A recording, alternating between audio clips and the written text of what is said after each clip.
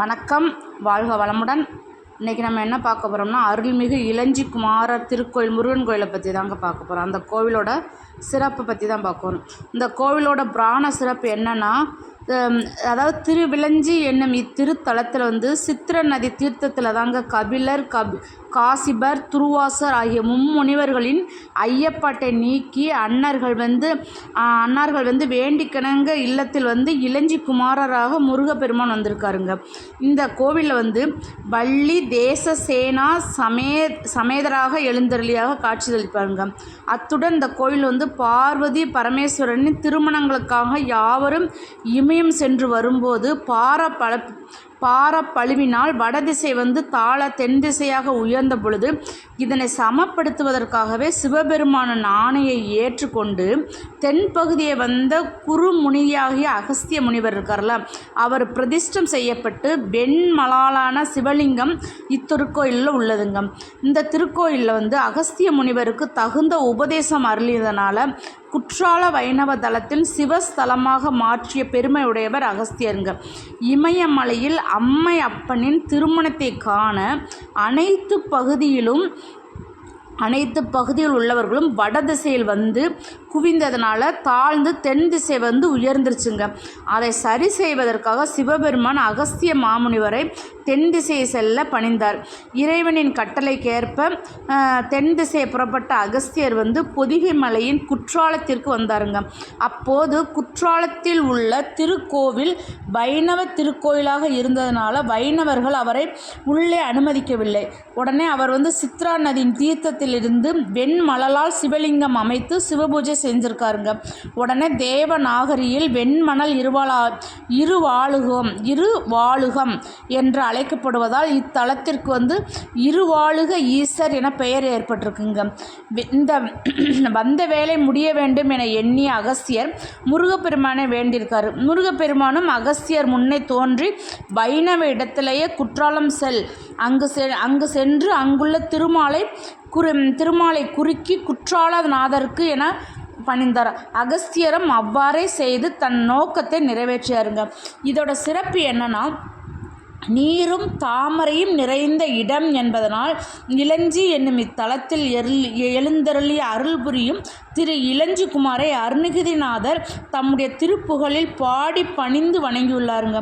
இதோட வரலாற்று சிறப்பு புராண காலத்திலேயே இத்திருத்தலத்தை கிபி 14ஆம் நூற்றாண்டில் மாறவன் குலசேகர பாண்டியனை புதுப்பித்து செப்பனிட்டு கட்டுவித்ததனால இக்கோயில் சற்று மதில் சுவர் 15ஆம் நூற்றாண்டில் சொக்கம்பட்டி ஜமீன்தாராக காலத்திய பாண்டியன் கட்டுவித்த சிறப்பு செய்துள்ளாருங்க. இதோட தனி சிறப்பு என்னன்னா, இத்திருக்கோவிலில் இருவாளுக ஈசர் என்றும் இருவாளுக ஈசர் கிணியால் என்றும் சிவத்தலம் இருந்த போதிலும் திரு இளஞ்சி குமாரர் வள்ளி தெய்வானையுடன் எழுந்தருளிய பக்தர்களுக்கு அருள்பாலிக்கிறார் அம்மை அப்படி சொல்லுவாங்க. அப்பருடன் எழுந்தருள் உள்ளதால் இங்கு திருமணம் செய்வது ரொம்ப விசேஷம்னு சொல்லுவாங்க. அதிக அளவில் திருமணம் நடப்பது இத்திருக்கோயிலின் தனி சிறப்புன்னு சொல்லுவாங்க.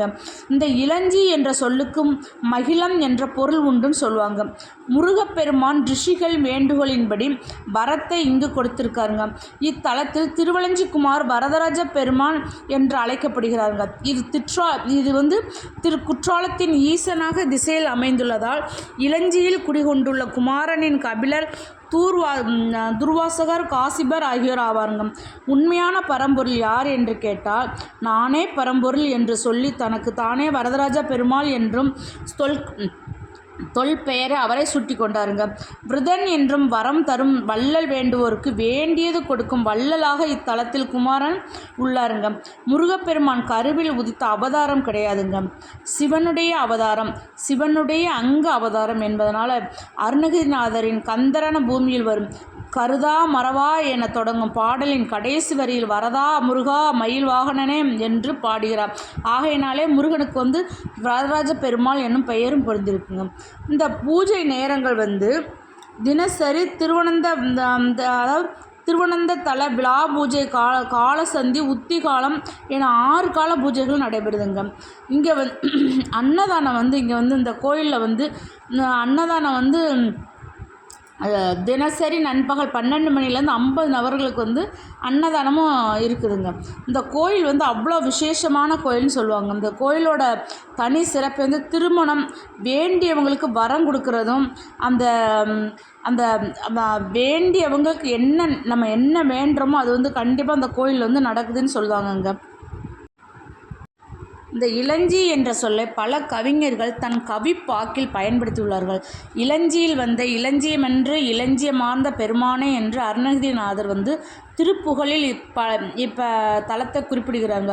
அதுபோல் மதுரை காஞ்சியிலும் ஒளிரு இலஞ்சி என்றும் மலைப்படு கடாகத்தில் சுடற்பூ இலஞ்சி என்றும் சிறப்பிக்கப்பட்டுள்ளதுங்க. இந்த கோயில் வந்து இயற்கை வளங்கள் நிறைந்து இலஞ்சி என்னும் இந்த ஊரானது வந்து மா, பலா, வாழை, கழுகு, அந்த கமுகு, தென்னை போன்ற மரங்கள்லாம் நெல் வயல்கள் சூழ்ந்து சோலையாக திகழுங்க. இந்த கோயில் வந்து இந்த இலஞ்சி குமாரன் கோயில் என்றாலும் இத்தலம் அழைக்கப்படுகிறது. இங்கே வந்து ஈசன் வந்து நடுமயமாக காட்சி தருகிறாருங்க. ஈசன் வந்து இங்கே வந்து நடுமயமாக காட்சி தருகிறாருங்க. முருகன் சன்னதி சுவாமி பெயர் வந்து திருவிலஞ்சிக்குமார். சிவன் சன்னதி சுவாமி பெயர் வந்து இருவாளகநாதர்னு சொல்லுவாங்கங்க. அம்மை பெயர் வந்து இருவாளக ஈசர் கிணியால்னு சொல்லுவாங்க. இந்த கோவிலின் வந்து விருட்சம் வந்து மகிழ மரம்னு சொல்லுவாங்க. தீர்த்தம் வந்து சித்ரா நதின்னு சொல்லுவாங்கங்க. இந்த கோயில் வந்து ஆதி காலத்தில் திரிகூடசால மலையின் அடிவாரத்தில் தான் கபில முனிவர், துர்வாச முனிவர், காசியப்ப முனிவர் ஆகிய மூவரும் ஒருவர் சந்தித்து கொள்கிறாங்க. அவர்களின் சந்திப்பின் போது ஆன்மீக கருத்துக்களை பற்றி உரையாடி கொண்டிருக்கும் போது தான் இந்த மும்மூர்த்திகளின் நிமித்த காரண கடவுள் யார் என்று சந்தேகம் தோன்றிருக்குங்க. அப்போதான் காசிப்ப பிரம்மனே என்றும், துர்வாச முனிவரே காக்கும் கடவுள் என்றும், திருமாலே என்றும், கபில முனிவரே அழிக்கும் கடவுள் என சிவனே என்று மாறுபட்ட கருத்துக்களை ஒவ்வொருத்தங்களாக கூற ஆரம்பிச்சிருக்காங்க.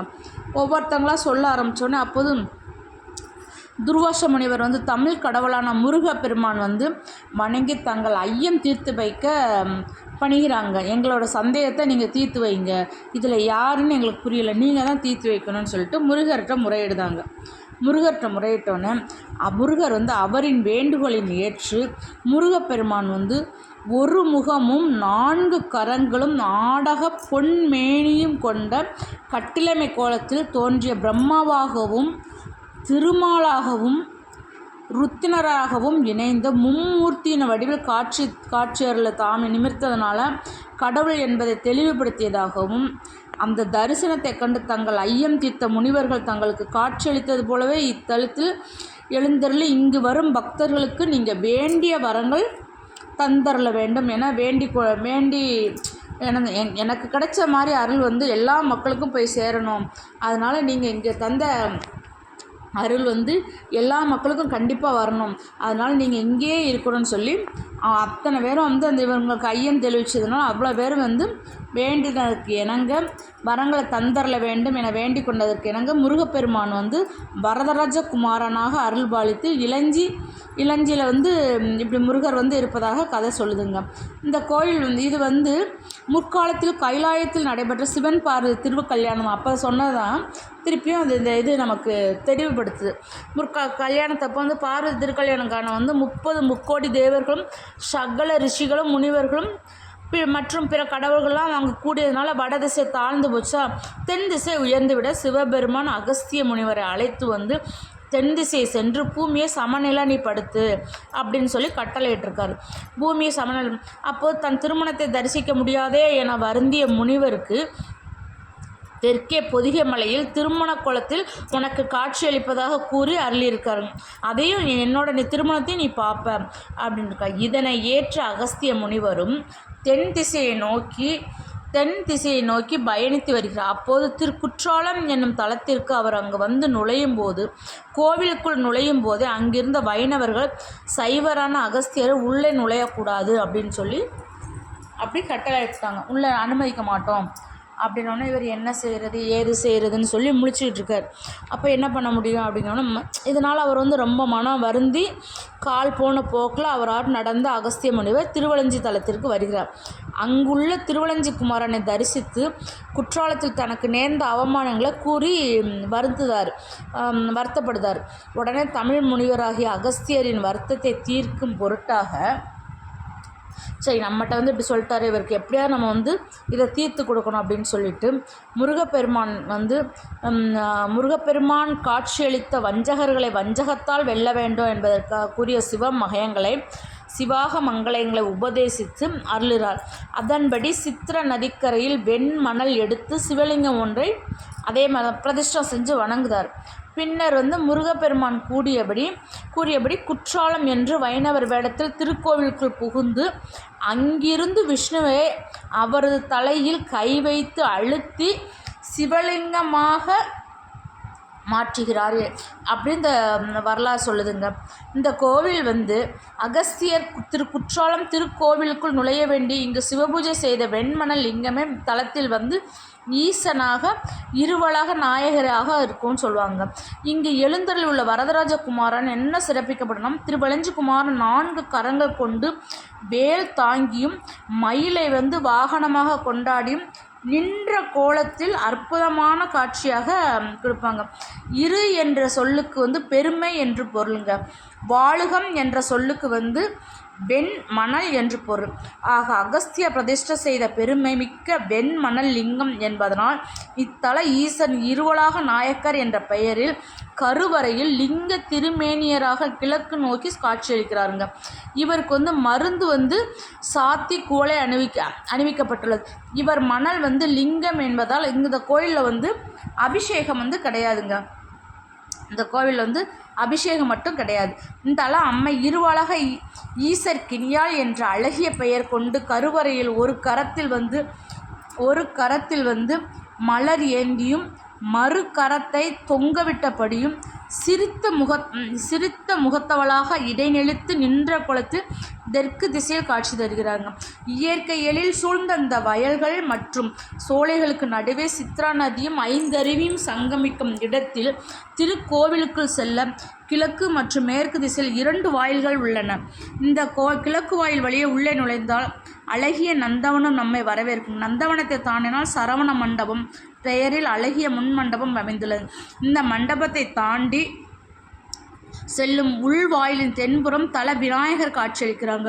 அவரை வணங்கி உள்ளே நினைந்தால் நேராக கிழக்கு நோக்கி இருவாளாக நாயகர் சன்னதி, கருவறையில் உரையும் இருவாளாக நாயக்கர் எதிரே வெளியே அவருடைய வாகனமாக நந்தி, கொடிமரம், பலிபீடம் ஆகியவை அமைக்கப்பட்டுள்ளதுங்க. இத்தலம் இருவாளாக ஈசர்கினியால் காட்சி தருகிறாளுங்க.